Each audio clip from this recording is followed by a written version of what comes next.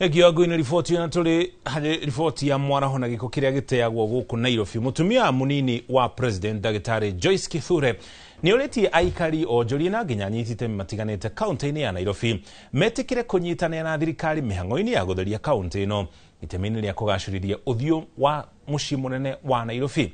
Akĩaria hĩndĩ ya gũtheria mwena wa Dandora, Joyce augĩte gĩko kĩrĩa gĩkoretwo kĩgũmĩire mĩena ĩtiganĩte ya Nairobi nĩ gĩkoretwo gĩkĩgũithia ikĩro cia kaunti ĩno, na nĩkĩo andũ othe magĩrĩirwo gũkorwo makĩnyitanĩra na gũtigĩrĩra gĩko nĩ gĩateo ũrĩa kwagĩrĩire.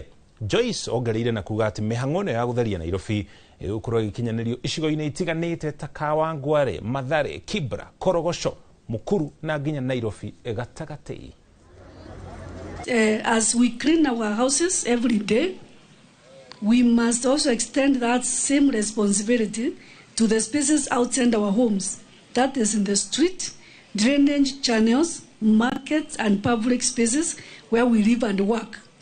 A clean Nairobi will not come from, a clean Nairobi will not come from policy alone, it will come from the collective effort of its citizens. When community come together as we are doing today, we demonstrate the power of unity and shared responsibility. This exercise is not only about Dandora, it is part of a broader movement to restore cleanliness and dignity across our country.